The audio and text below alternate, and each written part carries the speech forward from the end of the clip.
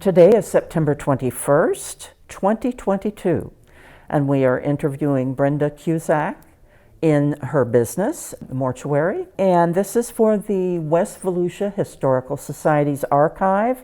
We're really glad that you're adding your life experiences to that archive. Thank you very much. Thank you.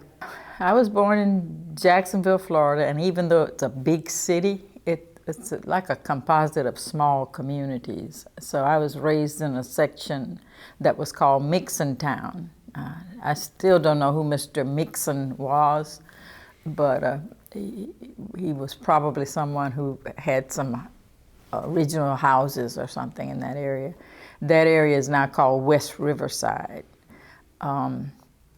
The understanding I have is that the people who were employed by the folks who actually lived in Riverside lived in that area because they could have access or get to work easier, walk or catch a bus. My father worked for people in the Riverside area in mansions. He was called a yard man back then. Now he would be a landscapist, chauffeur. He did a little everything, but it was the access to that vicinity that brought my family from the south side of Jacksonville over to the West Riverside area. And your father was a preacher? Yes, Baptist minister, missionary Baptist preacher, boy preacher. He started preaching around the age of 12, and he preached until he was 86. And the church where he retired from, he was there about 50 years. He used to say 49 1/4 year, but he retired from a church that he kind of grew. It's the only church I knew. My other siblings, 4 of my other siblings knew the prior churches, but the sister next to me and I were born after they went to that church. And how many siblings? I'm the youngest of 6. I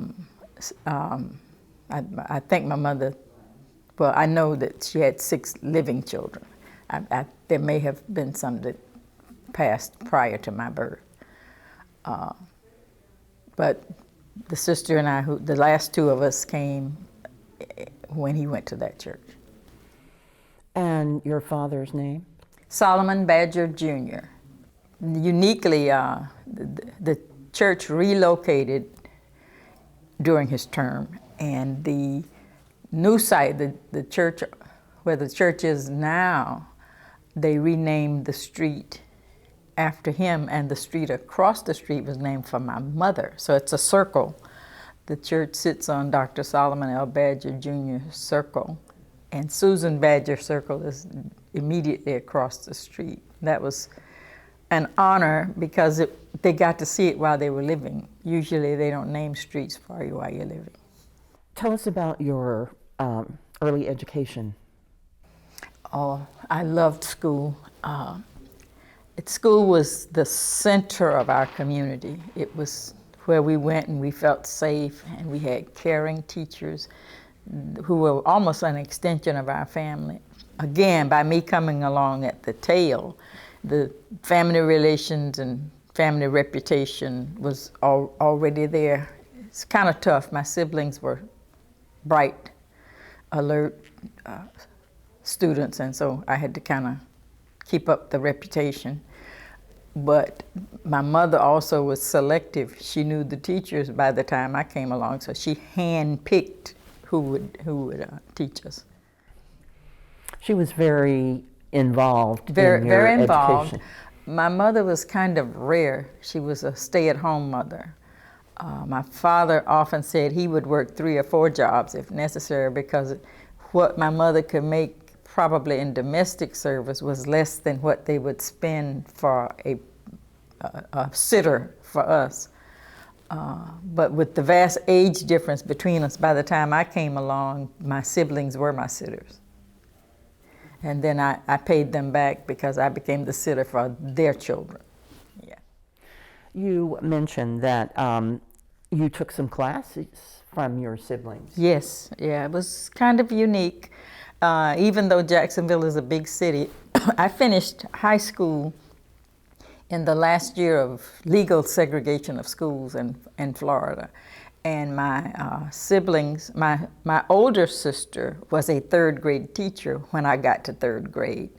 She was smart enough to move me, be sure I did not go to her class, but she was there. But then when I got to high school, I had no options. My sister was the chorus teacher and I was musically inclined. And my brother taught Americanism versus Communism, a required course, and he was the only teacher for that. And he taught American history, a required course, and I was in his class. And then the homerooms were alphabetical, and I fell in the alphabet that he covered. So he was my homeroom teacher for 3 years, because the homeroom teacher that you had at 10th grade stayed with you until you graduated. So it was very awkward. Because I would slip up and call him Chuck. And What was the reaction of the other students? The students knew me well, but it's kind of unique. Those siblings are still living, and when I go back to class reunions, I have to remind the classmates that I'm the member of your class, because they always want to know about them. But we all grew up together. I have some friends. We were in the same class from, it's about 6 of us, from 1st grade through 12th. And so they kind of knew that I'd call him Chuck, and it didn't bother them. And they called him Chuck too if they could. And then you went to Bethune Cookman. Yes, I had an opportunity. My 5 siblings, I'm the only person in my family that graduated from Bethune Cookman. The bulk of my family went to Florida A&M. State schools were a lot more affordable, and my daddy made a commitment that everybody would go to school, but you had to go where he could send you. And even though Edward Waters College was right there in Jacksonville, almost down the street from the church, everybody wanted a chance to be away. I had an opportunity to come to Bethune Cookman for 2 reasons. I had explored the area because my sister was living in DeLand, and they gave me an opportunity with the music. I was in the concert chorale, so that music scholarship helped a little. You mentioned you carpooled. From DeLand. Financial aid, as it exists now, was just coming into existence when I finished school. I was not eligible. There was a program called, it was the poverty program. And even though my dad worked a lot of jobs, we were like maybe $2 above the poverty level. And so I was not eligible. So I had to find creative ways to pay for school. And with my sister being only 20 miles away from the campus, I lived with her, which eliminated the housing component, which made college a little bit more affordable. And so... so what year was that? I entered college in 1969. And I befriended other students who were commuting from DeLand, and we had a little carpool system. Whoever had a car with gas in it, we'd all jump in it. One of my friends, we talked about it the other day, he had a sign. One side said Daytona, the other side said DeLand, and he'd just stand on 92, and whichever car was coming by first would pick him up. But I also had some opportunities. I had 2 teachers who commuted from DeLand, and I discovered that they didn't really like the drive, so I volunteered to drive them. And it worked out. It wasn't every day. Dr. Evelyn Sharp would let me drive her car, but she didn't go to the campus every day. And Mrs. Isabel Ambrose, she looked forward to me driving because she just didn't like to drive on the highway. And so I drove I kind of volunteered to drive them, and it covered my transportation. What did you major in? I majored in psychology. That was my heart's desire, was to major in religion and philosophy. I started teaching Sunday school. As a matter of fact, this weekend I'll celebrate the beginning of my 61st year. I started teaching Sunday school at the age of 10. Some of that was I was so curious. The superintendent of Sunday school said I had too many questions. So she found a way for me to preview the Sunday school lesson for the kids, and in exchange I wouldn't disturb the class when the teacher tried to teach. And it caught on. I really like storytelling. I'm convinced I'm a descendant of an African storyteller. I like history, and I like Bible stories. And so that doing that, I kind of grew into the teaching, and by the time I was 10 years old, they kind of gave me a beginner's class because I could get the kids to play and do and then tell the Bible stories. So, but when I got to college, this is the late 60s, early 70s, it just wasn't a religion major. There was nothing for a woman to do with that.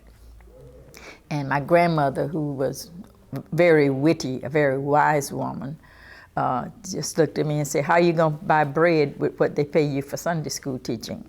So I had to find a career, and I really went with psychology because it had fewer mathematics requirements, because I was not strong in math.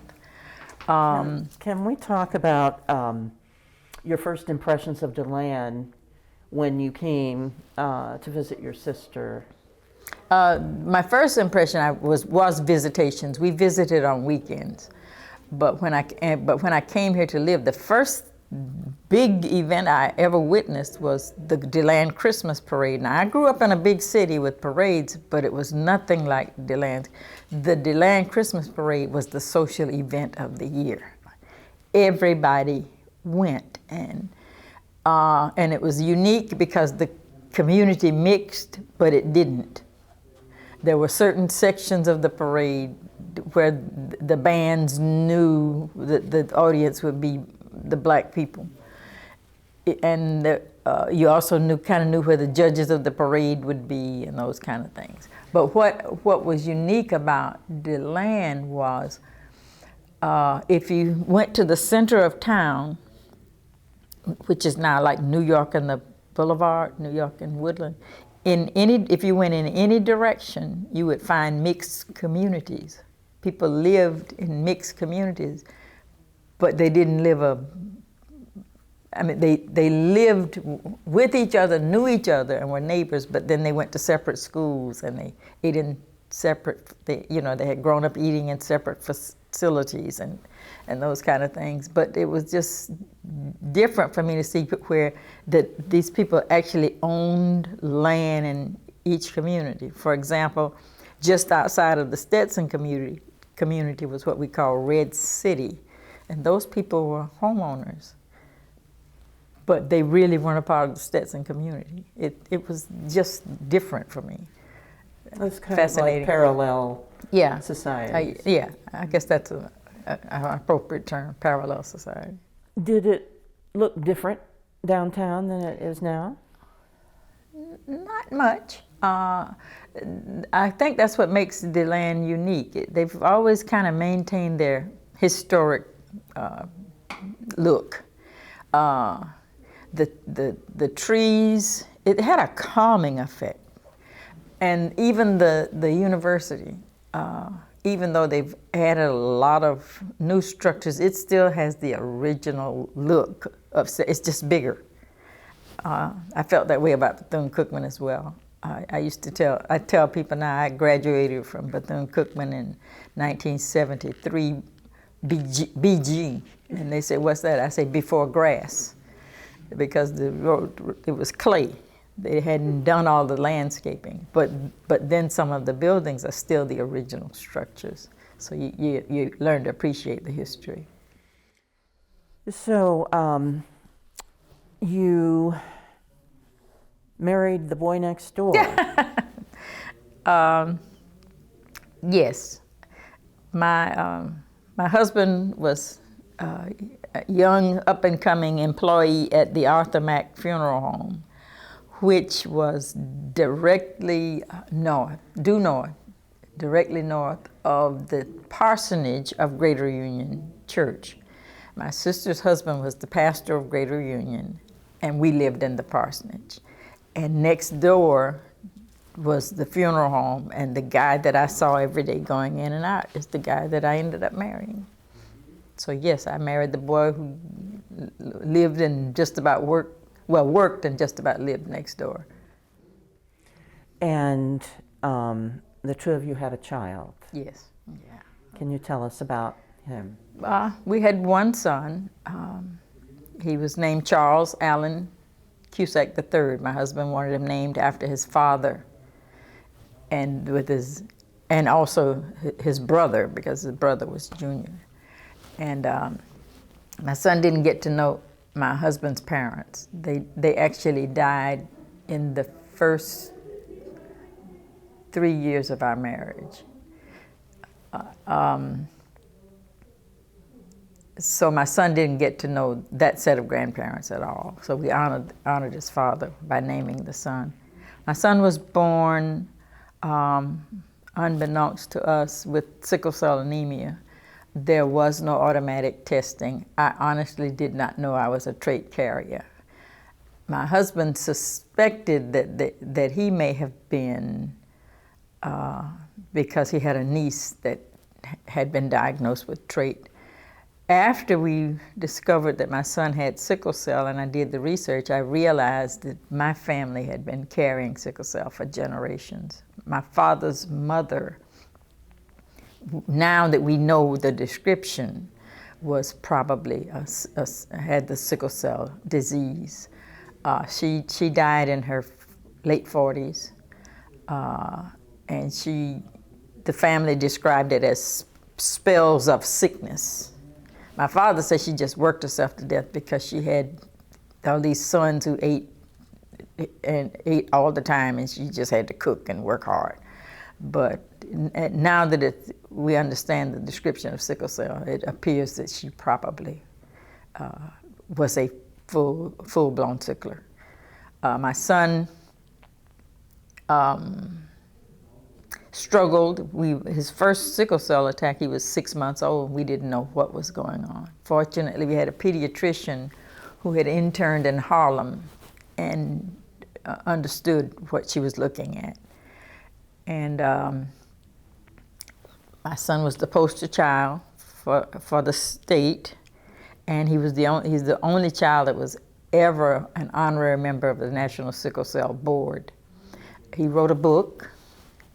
He was about 12, and it was about, the name of the book is I'm Not Contagious, and it dealt with how his peers would make him feel, because his sick spells would come and he could drop weight overnight. When he was sick, he looked sick. And that's the description of sickle cell. When you're sick, you're sick. When you're well, you're well. He was well more than he was sick, but he did struggle. We did some things experimentally. He was the youngest person to have plasmapheresis, which is the washing of your blood, and then they put it back in your system.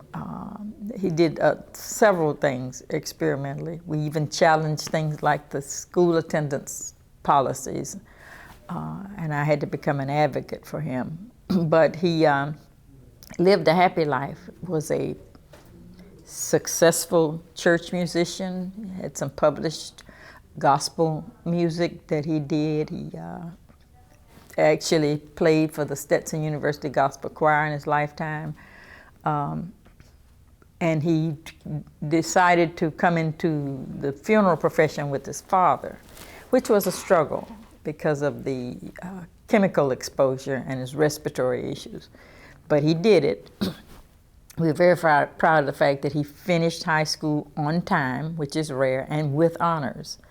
He was very active in student government, but we lost him at the age of, he was approaching 39. But we were grateful. He died in 2017. We were grateful because he lived a full life. He married, had children. And the life expectancy, at first we were told not to expect him to survive 13. And then we stretched it to 20. And so for him to make it to almost 40 years was a blessing. And he left his mark in DeLand. Tell us about your careers. Oh, I've had a lot. Coming to DeLand with a BS degree in psychology, there was nothing for me to do. I actually left Bethune Cookman with plans and opportunity to go work for General Motors. It was the Delco Remy division in Anderson, Indiana. No one told this native Floridian about the weather in Anderson, Indiana. So the first time Jimmy said, let's, I took the rest of the sentence to get married. And I brought myself back to Florida. There I was prepared to go into personnel and public relations, which is, I guess, still my forte, because I actually did public relations for the funeral, for our family business, all of my life, all of my adult life. But when I came back here, there were not many job opportunities. There was two major industries here, Brunswick and Sherwood, and basically they kind of said all they had available was on the assembly lines. And I kept asking myself, well, why would I go with a degree and go on a job that I could have done with a high school diploma? So I did not accept those opportunities. And then because I had worked at Bethune Cookman in the president's office, and Bethune Cookman was affiliated with the United Methodist Church, they thought I was recommended to go to the Florida Methodist Children's Home. Probably where is that? It's in Enterprise. I thought I was the perfect fit for an administrative position, but I wasn't. At that time, they could say to me that I wasn't. Now I probably sue them, but I had a great big afro and I was into my rebellion, so I probably didn't fit. But so having missed those opportunities, one of my siblings, who was by this time a school administrator, she was in South Florida, said to me, well, Brenda, they've got something called critical need. Go get you a temporary teaching certificate and go try one of those areas that's critical. I needed to eat. My husband was a good provider, but you're basically self-employed. I wanted a job where we had insurance coverage. I had a sick child. So I went on and applied to teach, and they sent me to teach special ed, which was a general subject, and we were playing around with the acronyms and the titles. I never could figure out if you were severely disturbed, if I was supposed to give you an A because you were very disturbed, or if I was supposed to give you an A because your disturbance was improving. I couldn't figure that one out. But we played games with the titles. But I got into exceptional education and I got hooked. I saw I could make a difference. Now, one of the reasons I didn't go into education in the first place is those same siblings had told me that teaching was thankless and payless. And so I avoided it. They thought that I would have greater opportunities because doors were opening at the time. But I ended up going right back into teaching like they did. And I did it for 28 years until I physically couldn't do it anymore. I was diagnosed at the age of 19 with severe rheumatoid arthritis. And after both knee replacements and other issues, I couldn't physically do school anymore, so I retired. And you were working with your husband in... I always worked beside my husband. Now, this was his business and his son, and his dream for his son. I just kind of did what I did. At one point, because I was in the school system, at one point in the school system, I was at the one 7th grade center in DeLand, which meant every child in DeLand came through the school, and I was the assistant principal, which is a little bit more visible. You're the disciplinarian. So I got to know the community well. And they knew me through the school and as well as the funeral business. In funeral service, you're an extension of the family. So everybody that knew Jim knew me. And you mentioned that, talk about COVID and the challenges that presented, or is still presenting. Oh, well. I'm basically the owner of the funeral business now. I am not a licensed funeral director. At my age, I choose not to go to school to try to do that now. But the laws have changed, and I'm allowed. I do have a director who actually is licensed to serve in more than one place, and he's within 40 minutes from here. So he's my licensed director. But other than that, I'm the basic manager of the facility. So I'm obligated to kind of keep up with the laws and know what goes on. But COVID, the challenge of COVID, I think people see the big picture, but they don't understand the small picture. The small picture is, if you can see what's around me, even like our chapel, you know, we had to change the spacing, reduce the number of people that can actually enter your building. And you're talking to families at a time when they want to embrace and hug. It's natural, and you're asking them not to. It's not easy. And very often, the system it has improved continuously. We do know, for the most part, when we have a COVID case. And we use universal precautions for everybody. And when I say we, it means the staff that does the actual handling of the bodies. The same type system we used when AIDS first came out, because you don't know, you just protect everybody. But what we don't know is who in the family may be carrying the COVID. So you could very well be in your family conference dealing with the people who brought the disease. And so I periodically have the staff take COVID testing. I do it because my immune system is compromised, so I have to protect me. And it's just different. In addition, the frills of the funeral service. People are doing more cremations, you know, rapid burials kind of things, versus the ceremonial. A lot of it has to do with the churches were not open. Now they're reopening. What really concerned me is there were statistics that just scared me. 180 black morticians died since the COVID, from COVID-related. That's illnesses. national? Nationally, yes. And that's about 3 a state, you know. And then same thing with churches. We lost a lot of ministers because they were still trying to accommodate families, and they were still having funerals, if nothing else. So we were alerted to, you know, double up on your precautions. You know? That funerals were spreader events. Yes, they were. And my director wears a T-shirt that says he's the last responder. All the attention went to first responders, but people have no idea what the last responders are going through. So I kind of use that term a lot now.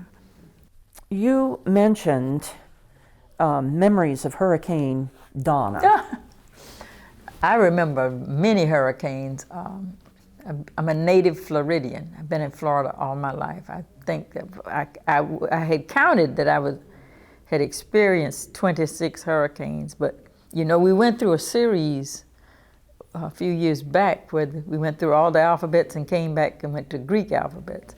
And then we went through a year where we had 4 hurricanes come through this immediate area. But Hurricane Donna, I remember, my parents, because my father was a Baptist minister, they always attended the National Baptist Convention, which opens on Labor Day. So they would always seem to be away when hurricanes started brewing. And Hurricane Donna was hit the Jacksonville area. How old were you when it hit? I remember being in elementary school. And uniquely, my mother's sister, who lived in Reading, Pennsylvania, always took her vacation at the time that my parents went to the National Baptist Convention to keep us. And she had a little civil defense training, so we were ready for the hurricanes. But I remember being afraid of the wind, and we had I would call it a trellis that my mom grew a shrimp plant on. And it was fascinating that the wind didn't damage it, but it knocked down trees. And very much like DeLand, you know, all these water oaks were falling after the fact. And then when you got to the eye of the storm and thought it was over, and then the other side of the storm came, and the eastern side was the most dangerous because that's where the winds were. But with all my hurricane experience, the most frightening experience I've had was when the tornadoes came through DeLand last year before last, because it kind of came right up to the next street. And the 4th hurricane, Donna, David, they always seem to be the most dangerous ones. I mean, that's the one I wait for. What's your best memory? My fondest memories would be with my grandmother, who cooked on a wood stove and had outdoor plumbing. And I was afraid of the chickens. And we progressed past that, but she took so much pride in the fact that my brothers who were in the Air Force came home and put a bathroom in her house. I didn't appreciate the wood stove because you had to help chop the wood before she taught you how to bake the cake. But I cherished the times with her. I did not understand when my grandmother kept saying how smart that little McLeod girl was, that she was talking about Mary McLeod Bethune. Oh, she knew her. My grandmother grew up in South Carolina, and she was what we call a South Carolina Geechee.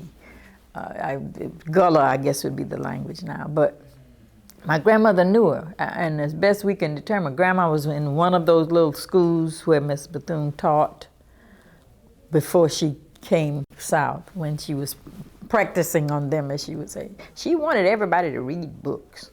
You know, that was her name. And we didn't know that. We didn't put it together until I got to Bethune Cookman. And she talked about how proud she was that I was in her school. So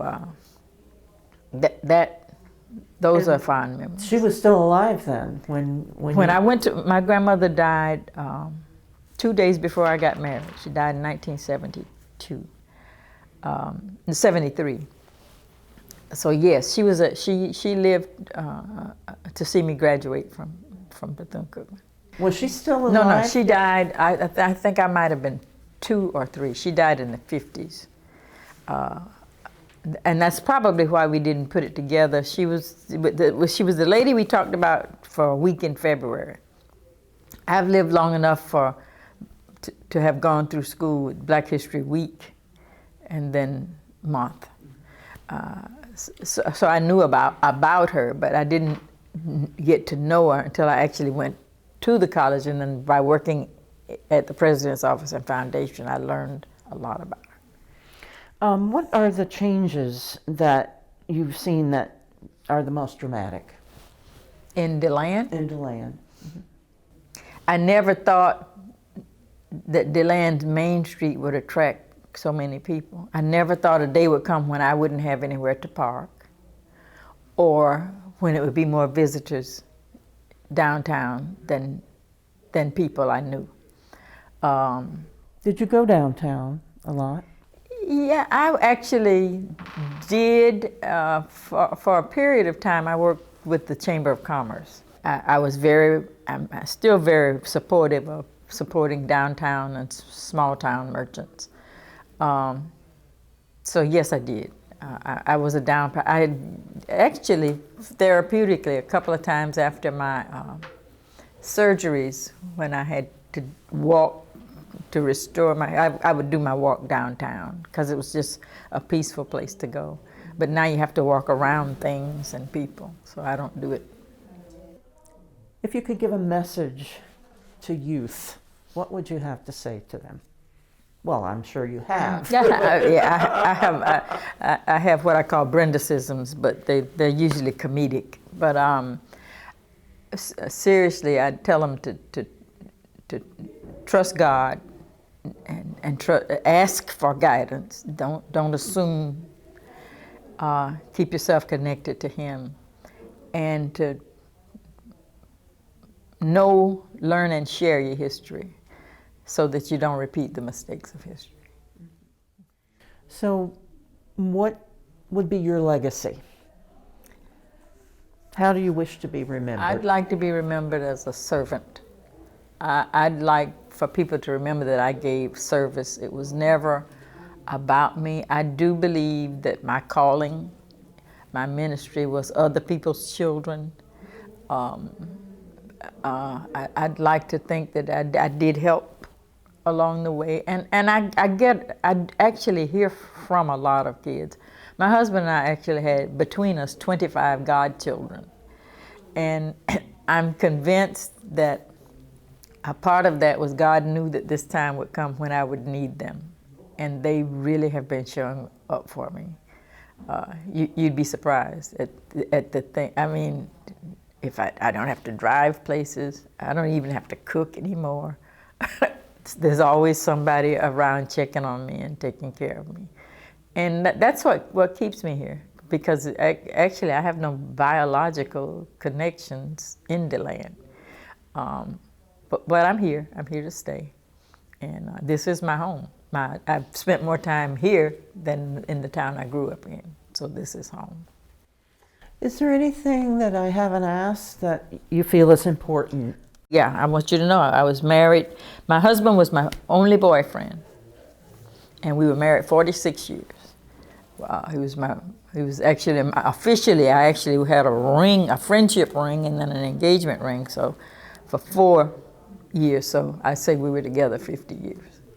So you said Ollie got out was the first word, let's? Let's, and I said, you presumed I presumed it was a proposal to get out of Indiana and come back to Florida. I think we shared also that this business, the funeral home business, my husband and I actually purchased it from Arthur Mack, and he had purchased it from Lawton Pratt. So it's actually been around since 1899 through several ownerships. So this would be our 25th year as total owners. But my husband grew up working for Arthur Mack because his parents did. His mother was the office manager and his daddy was the handy everything up. And that was in the old established business. This facility was built the year before we married on the location that should have been where my house was going to be built. But it was built on Cusack family property. That was his family's investment into his future, and it worked out. You said you have many Brenda-isms, and most of them are humorous. That's part of your legacy. Yeah. Well, I'll give you one that's one that's all me, and then one that's a derivative of something a deceased friend of mine used to say. I used to tell my son, "Save your stupid for home." When you go out among people, like I trained you. That's a Brenda-ism. And the other one is Dr. Mack Carter, who was a mentor and inspiration, even though we were peers. The late Mack King Carter used to say, "Make it a point to never go to bed dumber than you woke up this morning." So you need to learn something every day. That's a good one. Yeah.